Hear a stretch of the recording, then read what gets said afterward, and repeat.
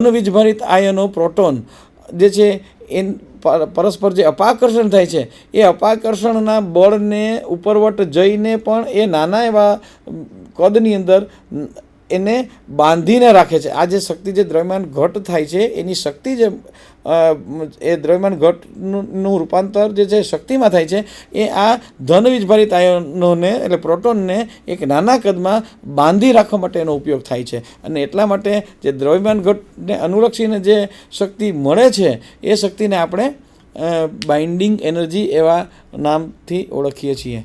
હવે આપણે એ આગળ જતાં પહેલાં એક નાનું એવું દ્રષ્ટાંત જોઈ લઈએ જેથી કરીને આપણને થોડો જે મગજમાં જે ખ્યાલ જે છે એ એકદમ પિક્ચર જે છે ક્લિયર થશે. કે દાખલા તરીકે એક એએમયુ માસ એટલે કે એક એટોમિક માસ યુનિટ ન્યુક્લિયસનું જે દળ જે છે એ એએમયુમાં માપવામાં આવે છે, એટોમિક માસ યુનિટ, જેની વ્યાખ્યા જે છે એ કાર્બન 12ના અનુત્તેજિત ન્યુક્લિયસના 12મા ભાગને એક એએમયુ કહેવાય. આ એક એએમયુની વ્યાખ્યા છે. હવે આ એક એએમયુ જેટલું જે દળ જે છે ન્યુક્લિયર દળ જે છે એ જ્યારે શક્તિમાં રૂપાંતરિત થાય તો કેટલી શક્તિ છૂટી પડતી હશે એ આપણે જો જાણવું હોય એ E=mc² સમીકરણ દ્વારા તો આપણે આ રીતે એ દાખલો જે છે એ ગણી શકીએ. અને એની અંદર છે કે એક એટોમિક માસ યુનિટ જે છે એક એએમયુ એટલે લગભગ 1.6604 એને ગુણ્યા 10⁻⁻27 કિલોગ્રામ આટલું દળ એક એએમયુ એટલે થાય. અને સી જે છે એ વેલોસિટી ઓફ લાઇટ એટલે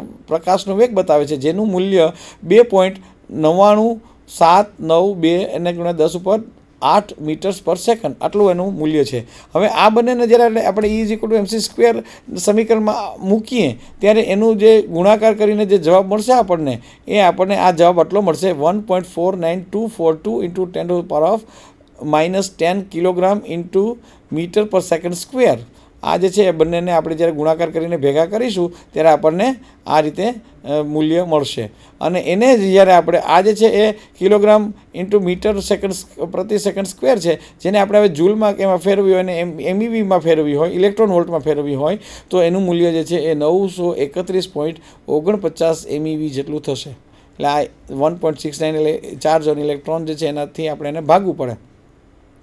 હવે આ એટલે ટૂંકમાં એક એએમયુનો જે દ્રવ્યમાન જે છે એ જ્યારે દ્રવ્યમાન એક એએમયુ જેટલું દ્રવ્ય જે છે એનું શક્તિમાં જ્યારે રૂપાંતર થાય છે ત્યારે આપણને 931.49 મિલિયન ઇલેક્ટ્રોન વોલ્ટ જેટલી શક્તિ જે છે એ છૂટી પડે છે. આ શક્તિ પરના મૂલ્ય પરથી તમે કહી શકો કે કેમિકલ રિએક્શનની અંદર આટલી બધી ક્યારેય શક્તિ છૂટી પડતી નથી.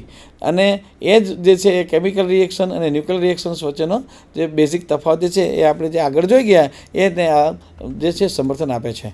હવે બીજી આપણે વાત કરીએ તો શું છે કે આ પ્રોટોન જે કાળા જે દડા બતાવ્યા છે એ પ્રોટોન છે અને આ યલો જે છે એ ન્યુટ્રોન છે. હવે આ ચાર પ્રોટોન બે પ્રોટોન અને 4 ન્યુટ્રોન જે છે એ અલગ અલગ છે અને ઇન્ડિવિડ્યુઅલ ન્યુક્લિયન છે. હવે એને આપણે જ્યારે એને બંધનમાં મૂકી દઈએ કે 2 પ્રોટોન અને 4 ન્યુટ્રોન વાળું એક ન્યુક્લિયસ બનાવીએ એટલે આ હવે ન્યુક્લિયસ એક્સની રચના થઈ ગઈ. આ અલગ અલગ સ્વતંત્ર કોણ છે પ્રોટોન અને ન્યુટ્રોન.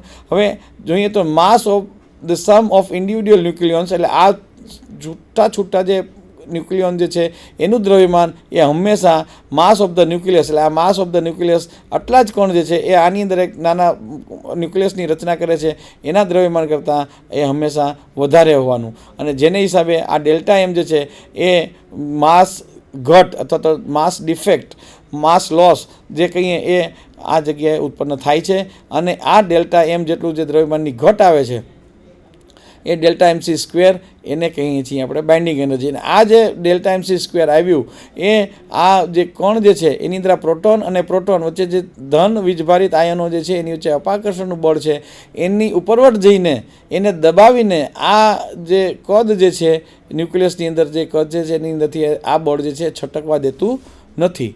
એટલે આ જે છે હવે એવી જ રીતે આપણે ફરી વખત બીજું એક ઉદાહરણ જોઈએ કે calculate the mass defect and energy release in the creation of carbon 13નું એક કાર્બનનો આઇસોટોપ જે છે એની રચના થાય તો એની અંદર એનર્જી કેટલી મુક્ત થાય તો એ આપણે જો શોધવું હોય તો હવે કાર્બન 13 કાર્બનનો Z જે છે એ 6 છે. એની અંદર જે એ જે છે માસ નંબર એ 13 છે અને હવે પ્રોટોનનું એક પ્રોટોનનું માસ છે 1.007276 AMU અને આ 6 પ્રોટોન આની અંદર રહેલા છે. આ 6 પ્રોટોન છે એટલે એને 6 વખત આપણે ગણીએ તો 6.043656 AMU થાય. અને એ જ રીતે ન્યુટ્રોન્સ જે છે એ 7 છે, કારણ કે 6 અને 13 એને બંનેની બાદબાકી કરીએ એટલે આપણને A-Z જે છે એ ન્યુટ્રોનની સંખ્યા આપે અને એ ન્યુટ્રોનની સંખ્યા 7 છે અને એક ન્યુટ્રોનનું દળ જે છે એ 1.00865 AMU છે.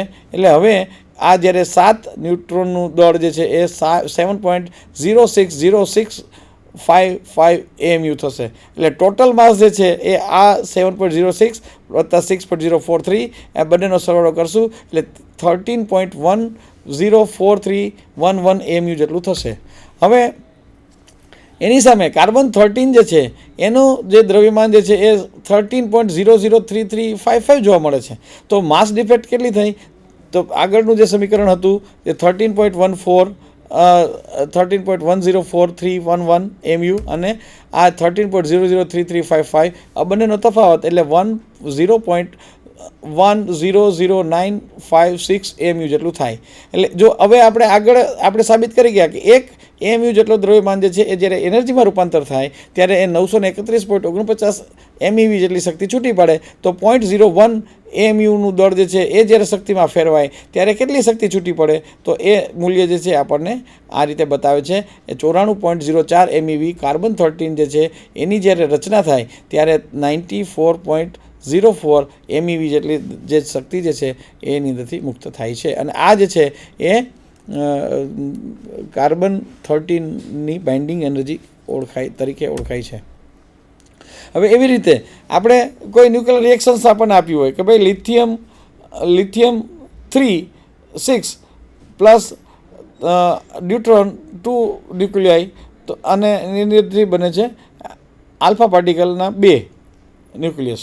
તો આ જે છે એ ટોટલ આની અંદરથી આપણે જો એનું દ્રવ્યમાન ઘટ પહેલાં શોધીએ અને કેટલી શક્તિનું રૂપાંતર થતું હશે એ જો શોધવું હોય તો આપણે આ રીતે શોધી શકીએ કે લેફ્ટ હેન્ડ સાઈડની અંદર જે છે એ લિથિયમ 3 એટલે 3 એની અંદર પ્રોટોન છે અને 3 જે છે એ ન્યુટ્રોન છે. એટલે અને એને જે છે લેફ્ટ હેન્ડ સાઈડ જે છે અને વત્તા 2 આ જગ્યાએ એક પ્રોટોન અને એક ન્યુટ્રોન છે અને એની હિસાબે આ બંને ડાબી બાજુનું જે માસ કુલ દ્રવ્યમાન જે છે એ 6.015 પ્લસ 2.014 આ 6.015 જે છે એ લિથિયમ માટેનું દ્રવ્યમાન છે અને 2.014 જે છે એ આ ડ્યુટેરિયમ માટેનું છે, બરાબર છે. અને એનો જે સરવાળો જે છે એ 8.029 AMU જેટલો થાય છે. Total rest mass on right hand side એ જે છે 2 times mass of the alpha particles. એટલે આલ્ફા પાર્ટિકલ્સ જે છે એનું માસ જે છે 4.0026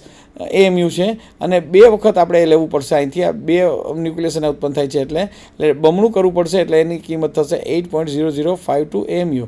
હવે આ બંને વચ્ચેનો જે તફાવત જે છે એ આપણે મળશે માસ ડિફેક્ટ જે છે એનું મૂલ્ય જે છે 0.0238 AMU જેટલું થશે. હવે આ દ્રવ્યમાન જે છે એ ઘટ ઉત્પન્ન થઈ, માસ ડિફેક્ટ ઉત્પન્ન થઈ અને એ દ્રવ્યમાન જે છે એ હવે શક્તિમાં જ્યારે રૂપાંતર થાય છે ત્યારે એની ઇક્વિવેલન્ટ એનર્જી કેટલી જે છે એ છૂટી પડે એ આપણે જો શોધવું હોય તો ફરી વખત 931.49 વડે આપણે એને ગુણશું ત્યારે 22.1694 MeV જેટલી જે છે એ શક્તિ બતાવે છે. અને આ બતાવે છે એ ધન કિંમત છે અને આ જે છે એને કહેવાય છે reaction Q value of the reaction.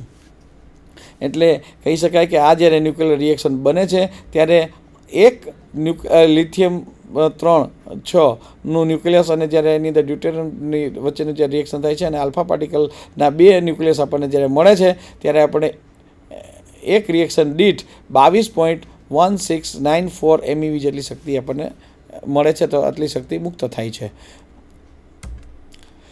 હવે જનરલાઇઝ આપણે જો ક્યુ વેલ્યુ ઇક્વેશન આપણે મેળવવું હોય તો એની અંદર આપણે આ રીતે મેળવી શકીએ કે કોઈ પણ રિએક્શન જે છે કે જેની અંદર આ A પ્રોજેક્ટાઇલ, એક્સ જે છે એ ટાર્ગેટ, બી જે છે એ ઇમિટેડ પાર્ટિકલ અને વાય જે છે રેસિડ્યુઅલ ન્યુક્લિયસ. હવે આ જે કોઈ પણ જનરલ એક ન્યુક્લિયર રિએક્શન છે એની રિએક્શન ક્યુ વેલ્યુ શોધવી હોય તો આપણે સૌથી પહેલાં ક્યારેય પણ એનર્જી શોધવી એટલે પહેલાં માસ ડિફેક્ટ પહેલાં શોધવી પડે.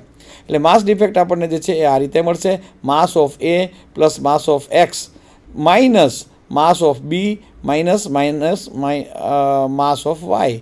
અને આ જે છે એ માસ ડિફેક્ટ ઉત્પન્ન થઈ આટલા કાઉન્સમાં બતાવેલું છે એ. અને એને જ્યારે આપણે સી સ્ક્વેર સાથે ગુણીશું ત્યારે આપણને ડેલ્ટા એમ સી સ્ક્વેર, એટલે આ જે કાઉન્સની અંદર બતાવેલું છે એ ડેલ્ટા એમ માસ ઘટ બતાવે છે. અને MC સ્ક્વેર સાથે એને ગુણશું ત્યારે જે જવાબ મળશે એ સીધો આપણને MEVમાં આપણે એને મૂકવો પડે, કારણ કે એ કિંમત એકદમ ઊંચી હોય છે, એટલે મેગા ઇલેક્ટ્રોન વોલ્ટની અંદર હોય છે. એટલે એક હવે release of energy, this is a large amount of energy. The energy appears in the form of, હવે જે મુક્ત થતી જે શક્તિ જે છે એ એકદમ મોટા વિપુલ પ્રમાણમાં થાય છે, પ્રચંડ શક્તિ જે છે. એટલા માટે જ આપણે કહી શકીએ કે ભવિષ્યની અંદર જે શક્તિનો સ્ત્રોતની ઉપર જેની આજે દુનિયાની નજર દોડી રહી છે એ કદાચ ન્યુક્લિયર શક્તિ જે છે એનો ઉપયોગ ટૂંક સમયમાં થવા માંડે તો કાંઈ નવાઈની વાત નથી, કારણ કે એની અંદર થોડા અલ્પ સંખ્યામાં સમયની અંદર પણ પ્રચંડ શક્તિ જે છે એ છૂટી પડી શકે છે. હવે આ જે શક્તિ જે છે કયા સ્વરૂપે આપણે જોઈ શકીએ, કયા સ્વરૂપે મળે, તો એ જે છે એ આપણે kinetic energy of the outgoing particles and daughter nuclei, એટલે કે જ્યારે શક્તિ છૂટી પડે ત્યારે એની અંદરથી પ્રોજેક્ટાઇલ અને ટાર્ગેટની સાથે જે ન્યુક્લિયર રિએક્શન થાય એ ન્યુક્લિયર રિએક્શનની અંદરથી જે પ્રોડક્ટ ન્યુક્લિયાઈ બને એ બંને જુદી જુદી દિશામાં જ્યારે ગતિ કરે ત્યારે એની પાસે જ્યારે ગતિમાં હોય એટલે છૂટા પડીને જ્યારે આગળ વધતા હોય ત્યારે એની પાસે કાઇનેટિક એનર્જી હોય. એ કાઇનેટિક એનર્જી સ્વરૂપે પણ હોઈ શકે, એ ગેમા રે સ્વરૂપે પણ હોઈ શકે, અને કોઈ વખત એમાંથી ન્યુટ્રિનોને દ્રવ્યમાન નથી, ફક્ત એમને કોણીય વેગમાન છે. એટલે કોણીય વેગમાનના સંરક્ષણ થવા માટે ન્યુટ્રિનો જે છે એની આપલે થતી હોય છે. Because of the large amount of energy is associated with the nucleus, binding energy per nucleon is proved to be the comfortable to describe the behavior. હવે આપણે જોયું કે બે ત્રણ ઉદાહરણો ઉપરથી આપણે જોયું કે ઉત્પન્ન થતી શક્તિ જે છે એ અમુક MEVના ક્રમમાં હોય છે. તો આ શક્તિનું જે ક્રમ છે એ એકદમ ઊંચો છે. અને અત્યારે જે આઇસોટોપની અંદર જે છે આપણે પિરિયોડિક ટેબલની અંદર જેટલા ન્યુક્લિયસ જે છે એની અંદરથી there may be plenty thousands of nuclear reactions possible. અને એના હિસાબે આપણે જો બધાને અનુલક્ષે, બધી રિએક્શનને અનુલક્ષીને આપણે જો બાઇન્ડિંગ એનર્જીનો આપણે ગ્રાફ દોરીએ અને એના પરથી એની લાક્ષણિકતા શું હોઈ શકે એ નક્કી કરવી હોય તો બહુ અઘરું બની જાય. એને હિસાબે એને બદલે જો આપણે બાઇન્ડિંગ એનર્જી પર ન્યુક્લિયોન, એટલે એક ન્યુક્લિયોન દીઠ બાઇન્ડિંગ એનર્જી કેટલી મળે છે, કેટલી રીતે એટલે કુલ બાઇન્ડિંગ એનર્જી છે બધા ન્યુક્લિયોન વચ્ચે કઈ રીતે વહેંચાયેલી હોય છે, તો એનો સંબંધ અને એનો જે ગ્રાફ દોરી અને જે લાક્ષણિકતા આપણે સાબિત કરવી હોય તો એ વધારે કદાચ સરળ છે. માટે બાઇન્ડિંગ એનર્જી પર ન્યુક્લિયોન અને વર્સિસ એનો ગ્રાફ દોરવામાં આવે છે. અને એ જે છે બાઇન્ડિંગ એનર્જી જે છે એ હકીકતે સ્ટ્રોંગ ફોર્સ છે, એને સ્ટ્રોંગ ફોર્સનો એક પર્યાય છે. કારણ કે આગળ જે મેં વાત કરી કે પ્રોટોન વચ્ચે અને બહુ નાની રેન્જમાં આંતર અણુકીય બળો, પ્રોટોન વચ્ચે કુલમનું બળ પણ છે, પણ ન્યુટ્રોન અને પ્રોટોન અને ન્યુટ્રોન વચ્ચે આંતર અણુ બળો પણ લાગતા હોય છે. તો આ બધા જ બળો જે છે એનાથી વધીને જો બહારથી કોઈ બીજું બળ લાગતું હોય તો જ આ બધા જે છે ન્યુક્લિયોન્સ જે છે એ એક નાના એવા કદની અંદર રહી શકે લાંબા સમય સુધી, બાકી કોઈ શક્યતા છે નહીં. એટલે આ બધા બળની ઉપરવટ જઈને જ્યારે બાહ્ય બળ એવી રીતે લાગે, જે ન્યુક્લિયર બળ લાગે છે એટલા માટે જ એને સ્ટ્રોંગ ફોર્સ કહેવામાં આવે છે. અને આ બાઇન્ડિંગ એનર્જી જે છે એ જ્યારે દ્રવ્યમાન ઘટ ઉત્પન્ન થાય છે ત્યારે બાઇન્ડિંગ એનર્જી જે છે એની અંદર એ પર્યાવર્તિત થાય છે.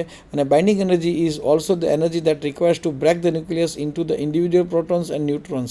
એટલે બાઇન્ડિંગ એનર્જીની વ્યાખ્યા જો આપવી હોય તો બે જુદી જુદી રીતે આપી શકાય. કે એક તો કે જ્યારે ન્યુક્લિયસની અંદર તમામ ન્યુક્લિયન્સ જે છે એ બંધિત ક્ષેત્રમાં છે અથવા તો બંધિત અવસ્થામાં છે એને આપણે અલગ અલગ કરવા હોય, બધાને છૂટા પાડવા હોય તો આપણે કેટલું કાર્ય કરવું પડે, કેટલી શક્તિ જોઈએ એના માટે, એ જે મૂલ્ય બતાવે છે એ બાઇન્ડિંગ એનર્જી છે. બીજા અર્થમાં કહીએ તો જે અલગ અલગ ન્યુક્લિયોન્સ જે છે એને ફરી વખત એક નાના કદની અંદર સમાવેશ કરવા માટે આપણે કેટલી શક્તિની જરૂર પડે છે, એ શક્તિ પણ જે છે એટલે બંને તરફી આપણે વ્યાખ્યા આપી શકીએ. એક ન્યુક્લિયસને ઇન્ડિવિડ્યુઅલ ન્યુક્લિયનમાં છૂટા પાડવા માટે કે ઇન્ડિવિડ્યુઅલ ન્યુક્લિયન્સને એક બંધિત ક્ષેત્રમાં મર્યાદિત પ્રોટોન અને ન્યુટ્રોનની સંખ્યાવાળું ન્યુક્લિયસ બનાવવા માટે જે કાંઈ કાર્ય કરવું પડે એ જે છે એ મૂલ્ય આપણને બાઇન્ડિંગ એનર્જીમાંથી મળે છે. The ratio of the binding energy to the nuclear number is the measure of the nuclear stability. અને જે binding energy upon atomic number એ જે છે એ ભૌતિક રાશિ જે છે that gives us the stability of the nucleus. એટલે ન્યુક્લિયસ જે છે એ કેટલું સ્ટેબલ છે એ જો જાણવું હોય તો આપણે કઈ રીતે જાણી શકીએ કે તો એના માટે બાઇન્ડિંગ એનર્જી અપોન એનો એટોમિક નંબર, એનું જે કિંમત મળે એ જેની કિંમત ઊંચી એ વધારે stable. Binding energy and nuclear reactions. Massive nuclei can gain stability by breaking into the smaller nuclei with the release of energy. એટલે આ જે છે એ શું છે કે બહુ મોટું ન્યુક્લિયસ હોય તો એને એ સ્ટેબલ ન હોય, કારણ કે એની અંદર ઘણા બધા પ્રોટોન્સ એકી સાથે હોય, એનું કદ નાનું હોય અને એમાં એકદમ યુરેનિયમ દાખલા તરીકે, તો યુરેનિયમની અંદર ન્યુક્લિયસની અંદર 92 પ્રોટોન્સ જે છે તો એ 92 પ્રોટોન વચ્ચેનું અપાકર્ષણ બળ એકદમ વધારે હોય, એટલે આ જે છે એ ન્યુક્લિયસ કદાચ સ્ટેબલ રહી ન પણ શકે. તો હવે આ સંજોગોની અંદર એ ન્યુક્લિયસ જે સ્ટેબલ રહે છે એ ન્યુક્લિયસ એની મેળે બ્રેક થઈ જાય. અને કારણ શું, એને સ્ટેબિલિટી તરફ જવું જરૂરી છે, એટલે બ્રેક થઈ અને બે નાના ન્યુક્લિયસ બનાવે છે અને જેને આપણે ફિશન કહીએ છીએ. એવી જ રીતે જો એકદમ નાનું ન્યુક્લિયસ હોય તો પણ એ કદાચ સ્ટેબલ રહી ન શકે, અને એને હિસાબે એ સ્ટેબિલિટી તરફ જયારે પ્રયત્ન કરે તો એને શું થાય છે, બે નાના ન્યુક્લિયસ ભેગા થઈ અને ફ્યુઝન થઈ અને એની જે બાઇન્ડિંગ એનર્જી પર ન્યુક્લિયોન જે છે એનું મૂલ્ય, એની કિંમત જે છે એ વધારે અને સ્ટેબિલિટી તરફ એ જઈ શકે. હવે આ જે એનો વક્ર જે છે બાઇન્ડિંગ એનર્જી પર ન્યુક્લિયોન વર્સિસ માસ નંબર, એનો આ જે છે ગ્રાફ બતાવેલો છે. એ આપણે જે જોઈએ તો 0 અહીંયાથી શરૂ કરીએ છીએ, પ્રોટોનથી માંડીને હાઇડ્રોજનના ન્યુક્લિયસથી શરૂ કરી અને છેક જે અસ્તિત્વમાં આવતા હોય ત્યાં સુધીના તમામ તત્વો માટેના આ જે છે એ એક વક્ર દોરવામાં આવ્યો છે. એ વક્રની અંદર તમે જોઈ શકો છો કે શરૂઆતની અંદર જે છે એ જ્યારે માસ નંબર